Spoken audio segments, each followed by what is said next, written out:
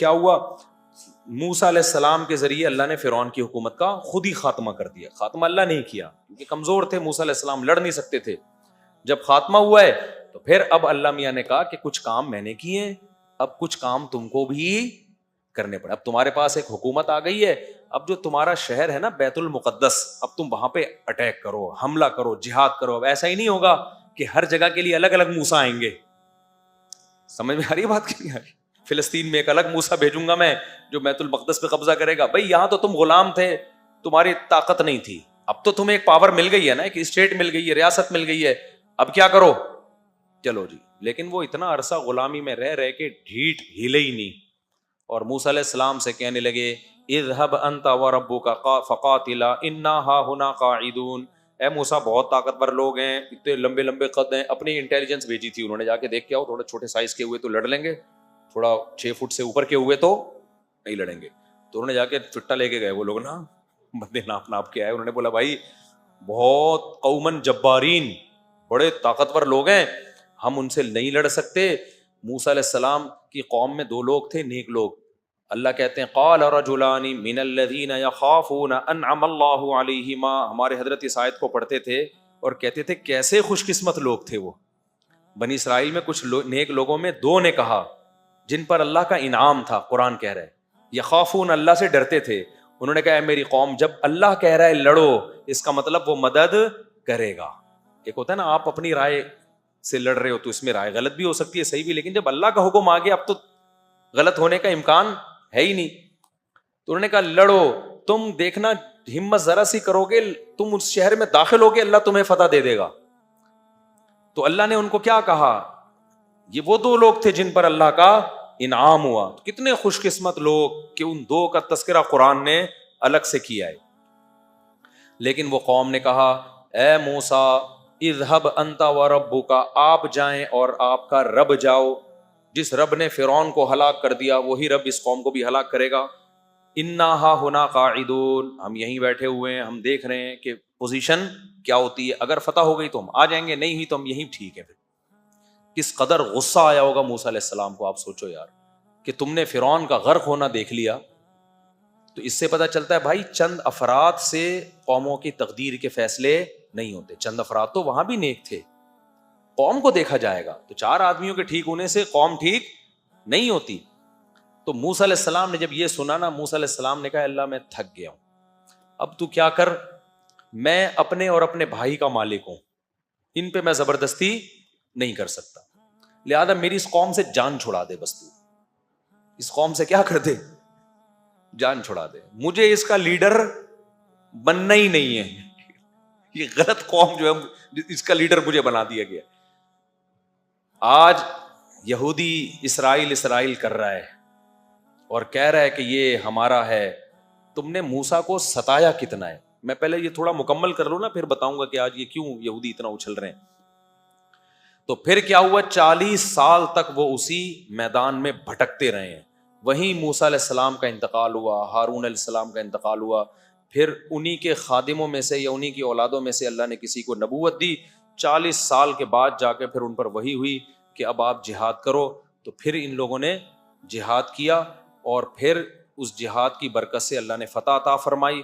اور اسی میں قرآن کہتا ہے کہ ایک کمانڈر تھے, مجاہد تھے, کمانڈر بھی نہیں تھے, جن کا نام تھا داؤد. کیا نام تھا؟ وہ ایک عام سپاہی تھے لیکن عبادت گزار تھے, جو پھر بعد میں داؤد علیہ السلام بنے. تو داؤد تھے, انہوں نے بہت بہادری سے وہ لڑے. امیر کا نام تھا طالوت, اور مقابلہ جس قوم سے تھا اس کے کمانڈر کا نام تھا جالوت. تو بنی اسرائیل کے کمانڈر تھے طالوت. اچھا اس میں بھی دیکھو, نبی نے جب کہا نا لڑو, تو انہوں نے کہا کہ ہمارا کوئی امیر نہیں ہے. تو نبی نے اللہ کے حکم سے طالوت نامی بنی اسرائیل کے کسی بزرگ کو, کمانڈر کو امیر بنا دیا. کس کو امیر بنا دیا؟ یہ سبق یاد کر لینا تھوڑا سا. طالوت. اچھا طالوت میں ایک عیب سمجھا جاتا تھا, غریب تھے. بنی اسرائیل نے کہا یہ تو غریب آدمی ہے, ہم غریب آدمی کو اپنا امیر نہیں بنا سکتے. یہ پوائنٹ ٹو بی نوٹڈ ہے, اس کو سمجھو, جو آج دینداروں میں بڑی خرابی آ گئی ہے. نبی نے کہا کہ دیکھو اللہ نے ان کو دو چیزوں میں تم پہ فضیلت دی ہے، زادہ بسطۃ فی العلم والجسم. فوج کا کمانڈر بننے کے لیے دو چیزیں ضروری ہیں، ایک لڑنے کی نالج، لڑائی کا تجربہ. یہاں علم سے مراد کیا ہے؟ نالج ہے اس کے، کیسے لڑا جاتا ہے، دشمن کی سازشوں کو کیسے سمجھا جاتا ہے. دوسری بات اس کی صحت اچھی ہو. ٹی بی کے مریض کو کمانڈر بولو نہیں بنایا جا سکتا چاہے کتنا ہی نیک ہو. یہ نہیں کہا کہ یہ تم میں سب سے بڑے چونکہ بزرگ ہیں ان کی تہجد کی رکعتیں سب سے بولو نا زیادہ ہیں اور روزے پابندی سے رکھتے ہیں، یہ بھائی ہو سکتا ہے بہت سارے بزرگ بنی اسرائیل میں ان سے بھی اچھے ہوں. کہا بھائی لڑائی کے لیے جو چیز چاہیے نا، ایک نالج ہونی چاہیے، تجربہ ہونا چاہیے، تجربے سے بھی نالج آتی ہے نا. دوسرا جسمانی صحت خاندانی ہونی چاہیے. تبھی تو ہم واگا بارڈر پہ جاتے ہیں نا، اپنے جب دیکھتے ہیں وہ لمبے لمبے قد تو اچھا لگتا ہے ہمیں. صحت، میں برما گیا وہاں کی میں نے آرمی دیکھی، میں نے کہا یار ان کو تو گرفتار کرنے کا دل چاہ رہا ہے، وہاں سب بیچارے چھوٹے چھوٹے سے ہوتے ہیں. تو میں نے کہا ان کا میرا دل چاہ رہا ہے میں ان کو خود گرفتار کر لوں، لیکن خیر ان کے پاس بندوق بھی ہوتی ہے. تو یہ بھی ایک خوب سمجھ لو کہ جو کام جس سے لینا ہے نا اس میں اس کی اہلیت کا ہونا ضروری ہے.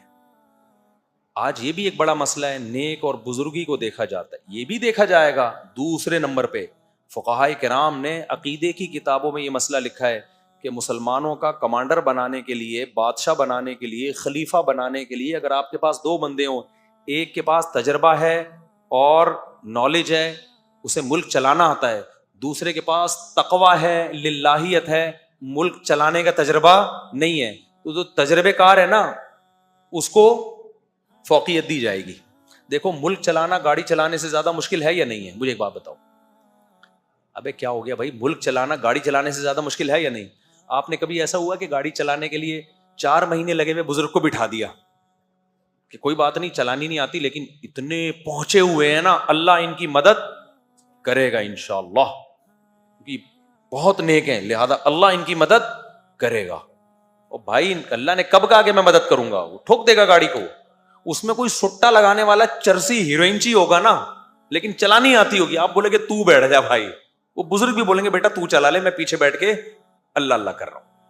تو مقصد اللہ اللہ کا ہرگز مذاق اڑانا نہیں ہے. ذکر کی اسلام میں جتنی فضیلت ہے بے انتہا فضیلت ہے، لیکن جو جس کام کا اہل نہیں ہے اسے وہ کام سونپ دینا یہ تباہی اور بربادی ہے. اور یہ آج مارکیٹ میں ہول سیل کے حساب سے ہو رہا ہے، سمجھتے ہو.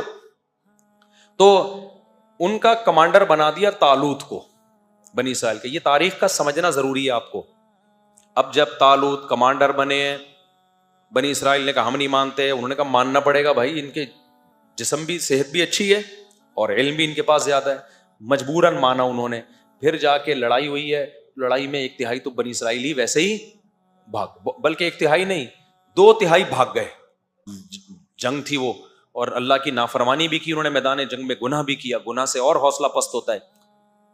تو جب 2/3 تو بھاگ گئے، 1/3 رہ گئے، انہوں نے اللہ سے دعائیں مانگی، ربنا افرغ علینا صبرا، اے اللہ ہم پر صبر کو انڈیل دے، وثبت اقدامنا، اور ہمارے قدموں کو مضبوطی سے جما دے. یہ بڑا پیارا منظر ہوتا ہے خدا کی قسم، جب اللہ کا حکم ہو لڑنے کا اور آپ اللہ کے حکم پہ ٹھہرے ہوئے اور آپ کمزور ہو، پھر یہ دعائیں مانگنے کا بڑا لطف ہے. اے اللہ ہمارے قدموں کو جما دے، ہم پیچھے نہ ہٹیں. اللہ نے جمایا ان کے قدموں کو. سامنے بہت بڑا ان کا سردار تھا جالوت، وہ بھی ظاہر ہے علم میں اور جسم میں طاقتور تھا نا، تبھی تو اس کو کمانڈر بنایا تھا. اور جب کافر لوگ کمانڈر بناتے تھے نا تو پھر وہ شکل بھی دیکھتے تھے کہ جتنی ڈرونی شکل کا آدمی ہے نا اس کو بنایا جائے. یہ تو پھر بھی نہاتے تھے نا مسلمان، وہ لوگ تو نہاتے بھی نہیں تھے کہ وہیں سے بدبو سے ہی پوری فوج دیکھ کے بھاگ جائے دور. نہانا وہانا تو اب سیکھا ہے گوروں نے، 100-150 سال پرانا قصہ. اس سے پہلے کا خلافت عثمانیہ کے دور میں جب کوئی فرانس کا یا کوئی UK لندن وغیرہ کا شہزادہ آتا تھا نا، یا کوئی ملکہ بادشاہ سے ملکہ سے ملنے، تو تاریخی کتابوں میں لکھا ہوا ہے کہ اس کو پہلے واش روم میں سروس ہوتی تھی اس کی، اس کے بعد بادشاہ سے ملوایا جاتا تھا. ان میں رواج نہیں تھا. تو اب کیا ہوا ہے کہ اسی جو طالوت کی قوم میں جو ہے نا، طالوت کے جو ماتحتوں میں ایک فوجی تھے داؤد علیہ السلام ان لوگوں میں تھے جو بھاگے نہیں تھے. اور نہ صرف یہ کہ بھاگے نہیں، جب قوم کمزور ہو، دشمن طاقتور ہو، ایسے موقع پہ بہادری دکھانا بڑے کمال کی بات ہوتی ہے. داؤد علیہ السلام نے ڈائریکٹ ہدف کس کو بنایا؟ جالوت کو. ایسے موقع پہ تو ہر آدمی کہہ رہا ہوتا ہے میں بس ہلکی ہلکی یوں نا تلوار چلاتا رہوں، نمبر آ جائے میرے اور جان بچ جائے. داؤد علیہ السلام نے کیا کیا؟ ہدف کس کو بنایا؟ جالوت کو. بڑی بہادری کی بات ہے. اور داؤد علیہ السلام عبادت گزار بھی بہت تھے. عبادت کے ساتھ یہ چیز ہو تو پھر مزہ ہے. آج جو عبادت زیادہ کرتا ہے اس سے چلا بھی نہیں جا رہا ہوتا، ہلا ہی نہیں جا رہا ہوتا. نیک اتنا ہوتا ہے، بیٹھتا ہے تو پولیس آتی ہے اس کو اٹھانے کے لیے. کولیسٹرول کا پورا ڈبہ بن چکا ہوتا ہے وہ. آپ ماضی اٹھا کے دیکھیں، صحابہ، تابعین. قرآن کیا کہتا ہے؟ وَكَأَمْ أَيٍّ مِّن نَبِيٍّ قَاتَلَ مَعَهُ رِبِّيُّونَ كَثِيرٌ. کتنے پیغمبر ہیں جن کے ساتھ اللہ والے مل کے لڑے ہیں. تو اللہ والے کیا کرتے تھے؟ پہلے ان پیغمبروں کے ساتھ مل کے لڑتے تھے. تو لڑائی کے لیے جسم کا ایکٹیو ہونا ضروری ہے یا نہیں ہے؟ اگر وہ ہر وقت تیجے 40ویں کی دیگیں پھوڑتے رہتے، حلوے، مانڈے، ربیع الاول کے مانڈے، پھر رجب کے کنڈے، اور پھر تیجے کے کنڈے، پھر فلانے کی دیگ کا ڈھکن، پھر وہ فلانے کی میلاد شریف، اگر یہ سب کچھ کر رہے ہوتے تو قرآن کیا کہتا؟ وَكَأَيٍّ مِّن نَبِيٍّ أَكَلَ مَعَهُ رِبِّيُّونَ كَثِيرٌ. معاذ اللہ. بہت سارے پیغمبر ایسے گزرے ہیں جن کے ساتھ ایسے اللہ والے لوگ تھے جو دیگوں کے ڈھکن کھولتے رہتے تھے اور دیگیں پھوڑتے رہتے تھے. قرآن تو کہہ رہے ہیں ان کے ساتھ ایسے اللہ والے لوگ تھے جنہوں نے تھوڑے تھوڑے ہو کے بھی بڑی بڑی طاقتوں کو شکست دی ہے. تو یہ جسم کی ایکٹیونیس کے بغیر، پھرتیلے پن کے بغیر، طاقت اور قوت کے بغیر ممکن نہیں ہے. تو یہ اسلام کا حصہ ہے اپنے جسم پہ محنت کرنا. پھوڑنے پھاڑنے کو نا مذہب سے نکال دو خدا کے لیے. رجب کے کنڈے، پھر ربیع الاول کے مانڈے، اور پھر 11ویں کے حلوے، اس پہ اسلام کا لیبل مت لگاؤ. اسلام کھانے کا حکم نہیں دیتا، اسلام روزوں کا حکم دیتا ہے. سمجھتے ہو؟ روزہ رکھنے والا ایکٹیو ہوتا ہے، پاور ہوتی ہے اس کی جسم میں. کھانے پینے والا ایکٹیو نہیں ہوتا. وہ گھی کا ڈبہ ہوتا ہے، کولیسٹرول کا ڈبہ ہوتا ہے. وہ آج جا رہے ہیں بہت سے، آپ کو لگے گا ڈھکن کھولنے کی دیر ہے. یہ خود دیکھ بن چکے ہیں. ایک تو نیچرلی کوئی موٹا ہو تو وہ تو اللہ کی طرف سے. میں نے بڑے بڑے علماء بزرگ دیکھے ہیں جو نہیں کھاتے لیکن قدرتی طور پہ جسم بھاری ہے. تو صحابہ میں بھی تھے، تابعین میں بھی تھے، اور بہت سارے اہل اللہ تھے ایسے. لیکن میں ان لوگوں کی بات کر رہا ہوں جو کھاتے ہیں، نہ دوڑتے ہیں نہ چلتے ہیں، کھا کے عجیب حالت ہو گئی ہے. خیر، تو اب جب قتل کیا داؤد نے جالوت کو، تو ظاہر ہے ایک قوم وہ تھی جو 2/3 بھاگ گئے. اللہ کو ان پہ غضب ہوا کہ نہیں ہوا؟ تو اللہ کا جب غضب نافرمانوں پہ ہوتا ہے تو جو ایسے موقع پہ فرما برداری کرتے ہیں ان پہ رحمت بھی تو ہوتی ہے کہ نہیں ہوتی؟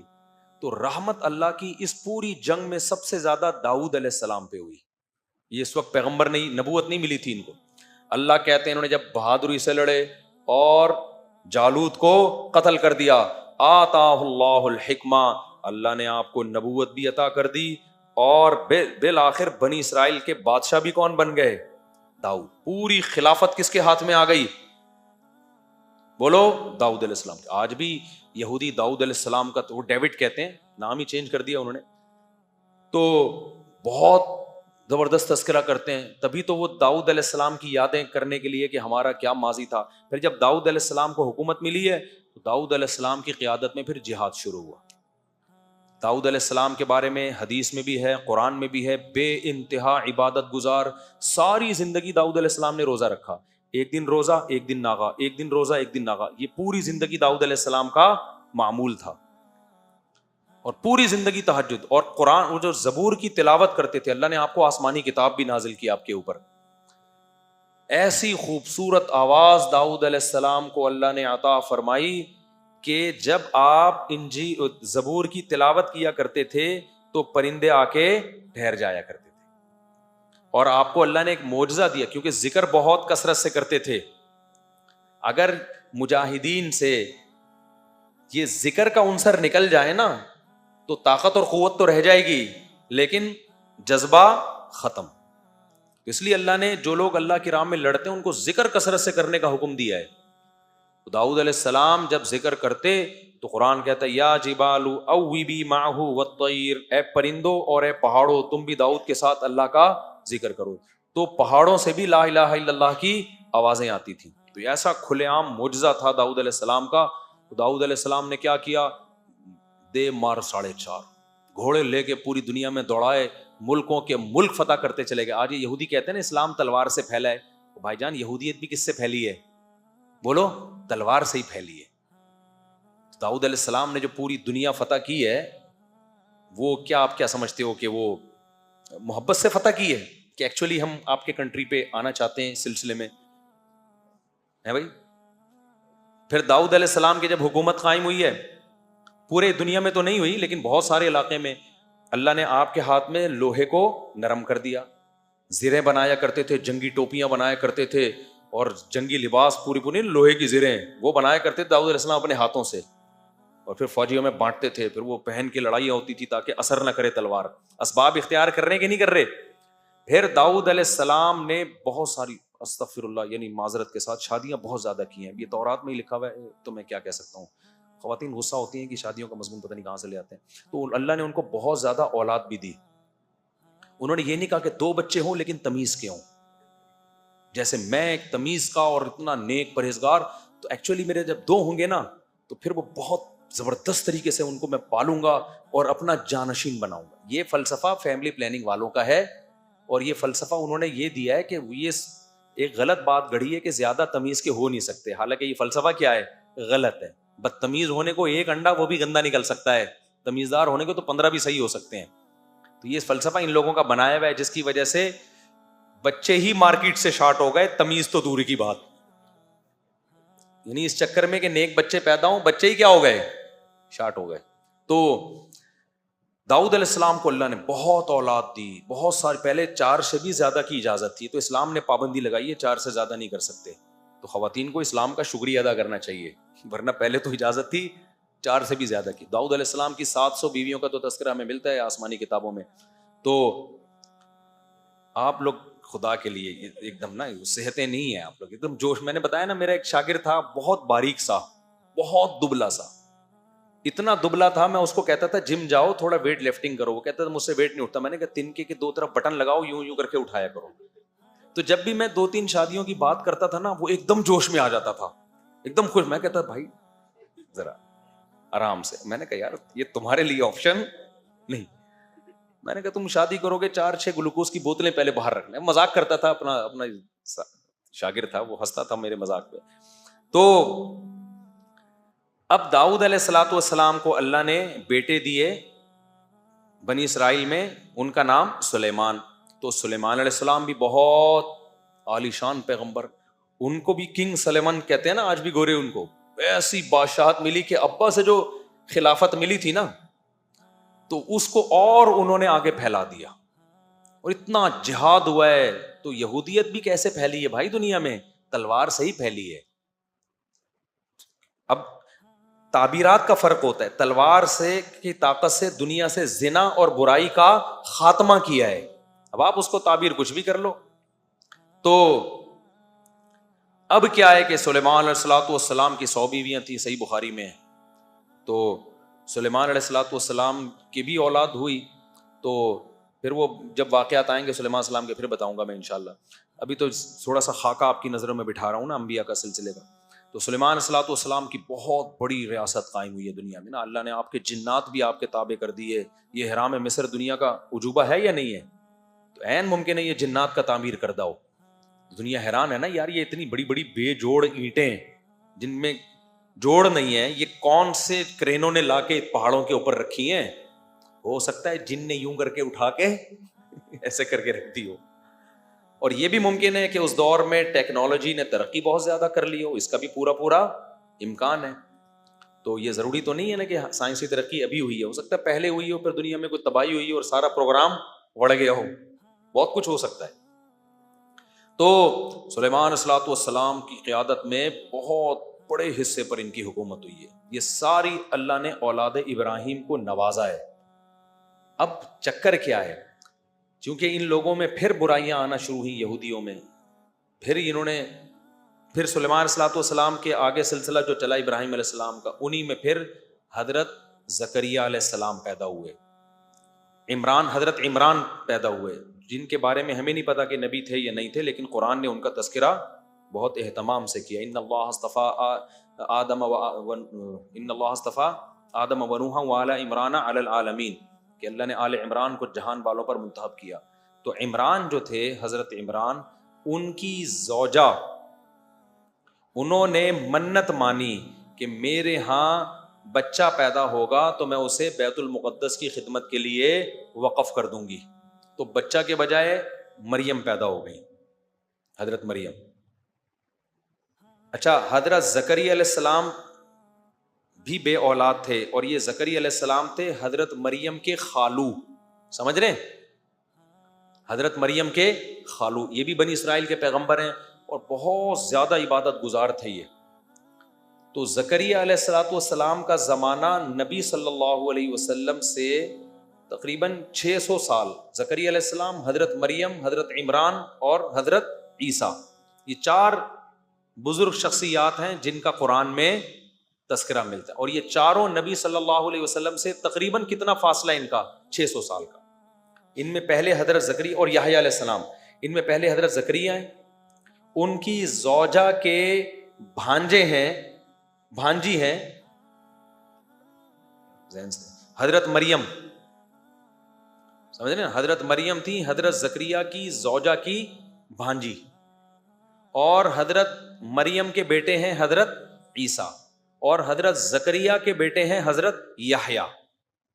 تو یہ 3 پیغمبر ہو گئے، حضرت زکریا، ان کے بیٹے حضرت یحییٰ، اور حضرت زکریا کی زوجہ کے بھانجی حضرت مریم، اور ان کے بیٹے حضرت عیسیٰ. تو ان میں حضرت عیسیٰ، یحییٰ اور زکریا، یہ 3 پیغمبر ہو گئے. اور 2 بزرگ شخصیات ہو گئی ان میں، ایک حضرت عمران اور ایک حضرت مریم. سمجھتے ہو کہ نہیں سمجھتے؟ اور حضرت عمران کی زوجہ بھی کو بھی آپ انہی میں شامل کر لیں، کیونکہ وہ بھی بہت بزرگ خاتون تھی. انہوں نے منت مانی کہ اللہ میرے بیٹا پیدا ہوگا تو میں اسے بیت المقدس کی خدمت کے لیے وقف کروں گی. تو بیٹے کے بجائے حضرت مریم پیدا ہو گئی.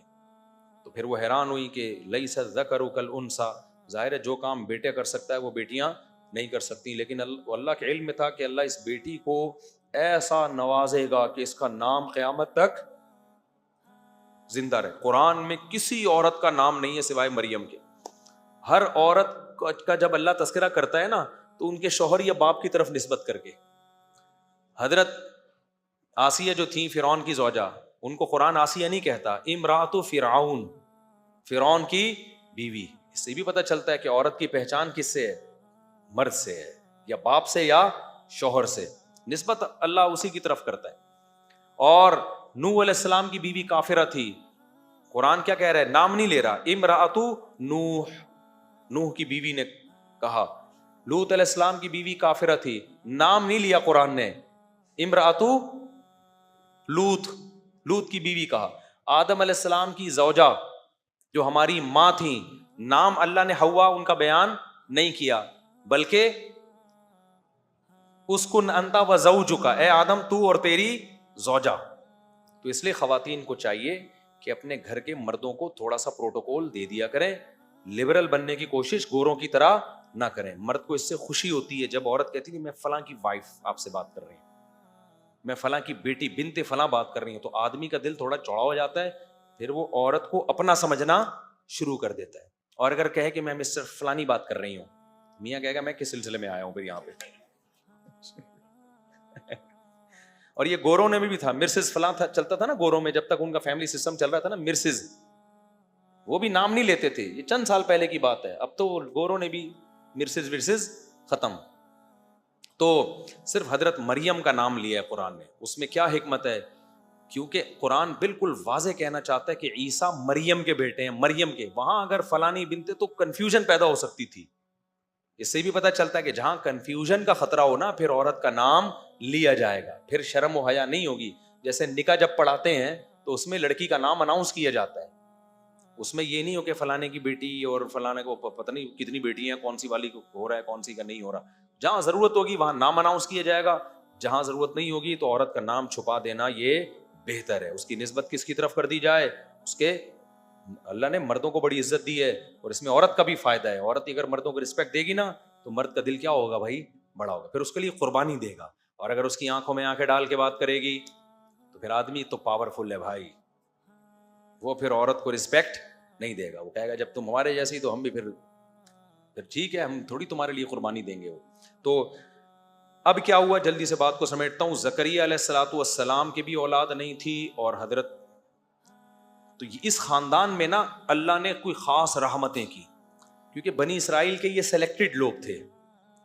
ان کی خاصیت کیا تھی؟ قرآن کہتا ہے کانوا یسارعون فی الخیرات. حضرت عمران ان کی زوجہ, حضرت زکریا ان کی زوجہ, یہ جو خاندان تھا یہ راتوں کو اٹھ کے عبادت کیا کرتے تھے اور ہم سے دعائیں مانگا کرتے تھے, رغبا و رہبا, جہنم کے خوف سے اور جنت کی لالچ میں. تو کسی خاندان کو اگر سلیکٹڈ بنانا ہے نا اللہ کی نظر میں, تو اس میں تہجد کا رواج بہت ضروری ہے. کسی بھی خاندان میں اگر یہ رواج ہے نا رات کو اٹھ کے دعائیں مانگتے ہیں, اور دعائیں کیا یہ نہیں کہ فلانے کی جاب لگ جائے, وہ بھی مانگے آپ, اصل کیا ہے کہ آخرت کی فکر ہو, تو یہ پھر وہ خاندان ہے جو اللہ کی نظر میں بہت زیادہ منتخب ہے. پھر ان کے ساتھ معجزے کرامتیں ہوتی ہیں. تبھی جب زکریا علیہ السلام کو اللہ نے خوشخبری سنائی کہ آپ کی اولاد ہوگی تو وہ حیران ہونے لگے. ابراہیم علیہ السلام کو جب خوشخبری سنائی آپ کی اولاد ہوگی, حیران ہونے لگے. ان کی بیوی حیران ہونے لگی, کیسے؟ تو اللہ نے فرمایا بھائی تم پر اللہ کی رحمتیں ہیں, برکتیں ہیں. اور پھر اللہ نے بھی فرمایا یسارعون فی الخیرات, یہ لوگ نیکیوں میں ایک دوسرے سے آگے بڑھتے تھے اور ہمیں راتوں کو اٹھ اٹھ کے پکارا کرتے تھے. تو جب تم یہ ایسا کام کر رہے ہو جو پبلک نہیں کرتی, تو میں بھی تمہارے ساتھ وہ کام کروں گا جو پبلک کے ساتھ نہیں کرتا. پبلک میں جب تک شادی نہیں ہوتی, اولاد نہیں ہوتی, مریم تجھے شوہر کے بغیر میں بیٹا دوں گا. پبلک میں 90 سال کے بوڑھوں کو اولادیں بولو نہیں ملتی. لیکن بھائی آپ پبلک سے ہٹ کے کچھ الگ کام کر رہے ہو تو آپ کو 90 سال میں بھی اللہ کیا دے گا؟ اولاد دے گا. تو یہ زکریا علیہ السلام اور عیسیٰ علیہ السلام تک ہم نے سلسلہ بیان کیا. وقت چونکہ بہت زیادہ ہو گیا, اب کل میں انشاءاللہ زکریا علیہ السلام اور حضرت مریم اور عیسیٰ علیہ السلام کے جو اللہ نے سورہ مریم میں واقعات سنائے ہیں وہ میں انشاءاللہ ڈیٹیل سے بتاؤں گا. اور یہودی جو کہہ رہے تھے نا کہ ہم نے اتنی دنیا پہ حکومت کی ہے, آج بھی یہودی کہتے ہیں ہم تو اللہ کے سلیکٹڈ لوگ ہیں, ہم میں ایسے ایسے پیغمبر گزرے. تو اللہ بتائے گا کہ تم لوگوں نے ناشکری کی انتہا کی ہے, ان پیغمبروں کی تم نے قدر نہیں کی, جس سے اللہ نے یہ خلافت چھین کے اسماعیل علیہ السلام جو حضرت ابراہیم کے دوسرے بیٹے تھے نا, جو مکہ میں پلے تھے, ان کے حوالے کر دیے. اب یہ اہل اسلام کا دین ہے, جس کو فالو کیا جائے گا تو نجات ملے گی. اب یہودیت کو فالو کرنے میں نجات نہیں ملے گی. لیکن یہودیوں کو حسد ہے, وہ اپنا ماضی یاد کرتے ہیں, جی سلیمان اور داؤد, او بھائی وہ تھے, وہ اب نہیں. اور ان کا بھی تم نے حشر کیا کیا تھا, ان کا تم نے میجورٹی نے ان کے ساتھ کیا کیا ہے, تو اس کا کی سزا تم پہ ملی ہے کہ اللہ نے تم سے خلافت اور حکومت چھین لی. تو اب ہم انشاءاللہ کل جو ہے یہ سورہ مریم کو, اس میں جو اللہ نے آیات, بہت دلچسپ آیات ہیں, آپ لوگ کل آئیں انشاءاللہ. اللہ تعالیٰ سمجھنے کی, عمل کی توفیق عطا